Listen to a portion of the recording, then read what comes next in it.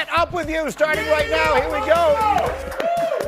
I got a full football squad put together. Tannenbaum and Louis Riddick is here, and I don't know what the fork Bart is doing, but we'll get into all of that as we go this morning. But we have a full basketball team ready, including P.J. Tucker making his maiden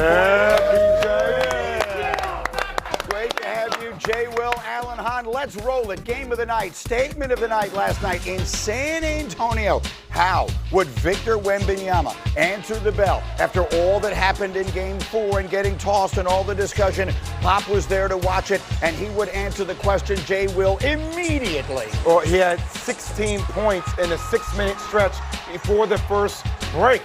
That's how dominant he was in the first quarter. Knocking him in from outside. And then I want you to see how he handles this, Alan. After Io makes the shot, look at a little interaction. A little rage baiting going on with Minnesota. He's not having it anymore. He's talking to his little brothers. He's shooting. Look at this. Look at this. Oh, wow. Oh, my God. P.J. Tucker, what are we doing with this here? Man, I have no idea what I'm doing right now. Watching this. Look at this. So aggressive. Look at this spin move. Gobert. Sacre bleu. Wemby having his way. Spurs by 12. Sizing up his countryman and getting it to go. Next Spurs possession, Jay, relocating. A 3, 18 in the first for Wemby. Just the more you can move Rudy Gobert around the perimeter off all that action, DHOs, dribble handoffs, it just makes it difficult for him to guard the action. And now here we got a technical on Naz Reid for a shove in the back. Is this a good call? I hate it. I'm not going to lie. I hate it. It's playoffs, man. Come on. That's obviously a little history there of 2 days before. Spurs by 12 at the half. Wolves come out hot in the third quarter. Ant Edwards, yes, it's a 5-point game. Later in the quarter, down by 2. Gobert, the deflection. Stay with it. Io, the other way. Go, we're tied at 61. By the way, what a trade that was. Wow. So what would the answer be? Wemby, double. Give me Champagny. What a pass! Pop the court. Spurs by 3. Later in the quarter, Spurs lead is 5. Wemby, Castle. It's an action, PJ. That's an action I'm talking about. Love that. Rudy can't guard that. Hard to guard. 7-point lead. 4 minutes in the third. Dylan Harper. No. What? Yeah, and one. Don't go Wemby gadget there. arm. Plus the foul. Spurs by 18, and they would stretch it from there. Fourth quarter, the lead is 14. These guards. Castle. Jay. Look at him talking. Right at Ant. Throwing it down. Woo! Later, Wemby. What? You got to see this. Show and tell. Watch this. Show and tell. Oh, come Oh, on. wow. Wait, why did Rudy Gobert spin around? Look at the look. Wembanyama, 27 points, 17 rebounds, 5 assists. In fact, he put up an unprecedented stat line. This might be a little random, but I love it anyway. He's the first player ever with at least 27 points, 17 rebounds, 5 assists, 3 blocks, and 2 threes in a single game, ever. The only stat he didn't record was a steal. Here he was after the game. Victor, after having time to reflect, would you have done things differently? Did you have any regrets about the elbow? I mean, it was 2 games ago. It's the playoffs. I'm focused. I was focused on the game today, and now I'm focusing on the game in Minnesota in 3 days. It's the playoff. We got to move on, and I got to care about my team.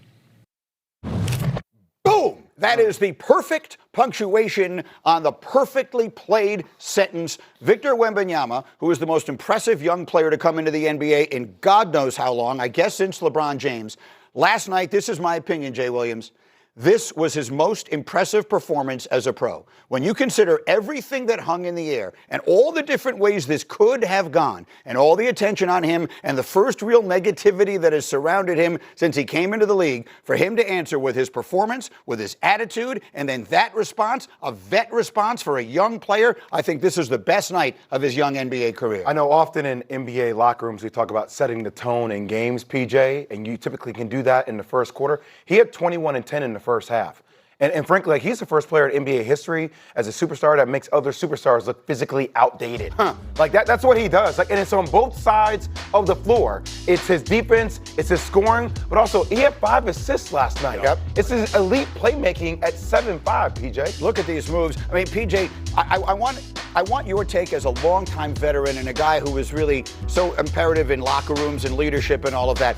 Not only the way he responded to all the negativity, because, I mean, there were people out there who said he felt they should have been suspended for this game, but then his answer after the game. What did you think of it all? As a vet, I love that in my young guy. To see him focus right out the gate, being aggressive, being assertive. His basketball IQ is off the charts. You know, he makes the right play almost every time.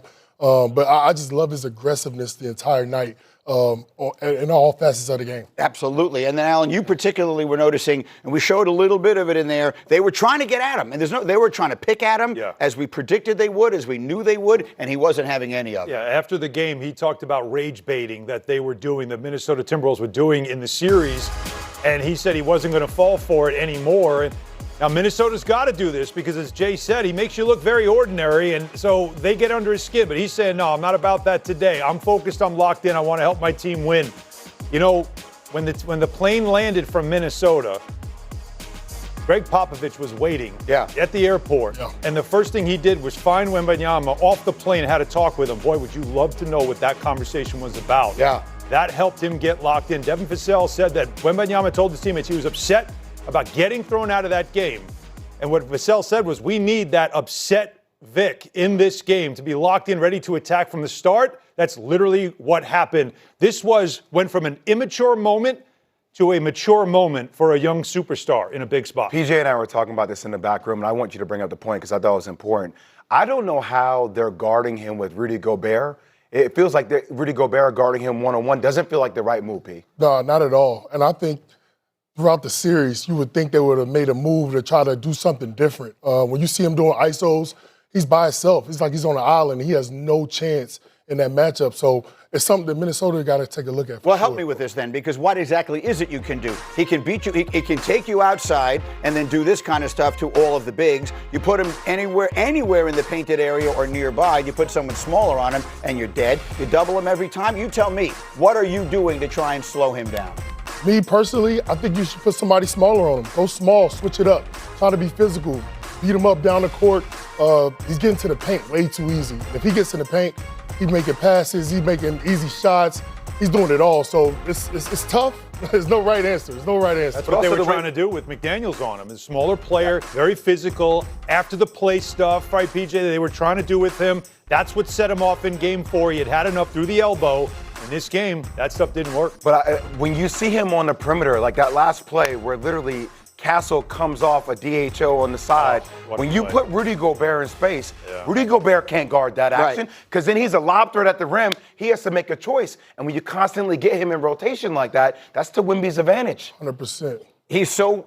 I guess the problem I have, I understand what you're saying, I don't disagree, but he's so talented. You started the conversation by saying he makes other good NBA players look physically outdated, and that's the problem. I don't know who it is that does anything to slow him down. Can you just run back that one play where I said he utilizes the go-go gadget arm to literally get the putback? He's literally getting pushed out of bounds off a box out. Yeah. His head, by the way, is by the rubber underneath the glass. His body's out of bounds, and his arm extends in the play. Yeah. His arm extends in the play and gets the pushback. Yeah. You're going to see that one of these highlights coming up here. Yeah, it's coming up. It's on the other side of the court, but literally it was... This one's fun, too, though.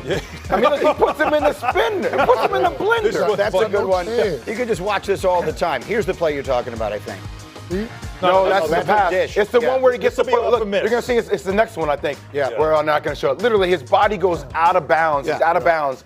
And he pushes it back and taps it in. I mean, that's his length and his size. The point is you could just run a highlight of the game and say, let's watch all of the spectacular plays that Victor Wembanyama made because he does things that you've never seen before. Yeah. And so now here, where do we sit with San Antonio up 3-2 going back to Minnesota? An NBA playoff series is a fascinating thing. Let me ask you this. When you're in the middle of one, are the swings and momentum as powerful as they feel from the outside? Because I'm watching this, and after Game 4, I'm thinking, Minnesota's got them. And then all of a sudden, boom, it swings back like this. Is there as much of an advantage right now and as much momentum for San Antonio as I feel like there is? I feel like there is, but there isn't at the same time. Yeah. From two different sides. When you're playing and you're out there and you're going at it and you're losing, once you start getting through it and really fighting through the series, at the end, Game 5, Game 6, Game 7, the swings happen, but I think as players, especially going back home, Minnesota's going to come out and fight. They're going to play different. They're going to have a different energy. I think San Antonio's going to win this series. Listen to this. San Antonio is plus 44 when Wemby's on the court. Yep. When he's off the court, they're minus 15. He's that kind of special. That's the talent he is. All of you stay right here. We're coming back. Much more basketball as we go. But this is a huge week in the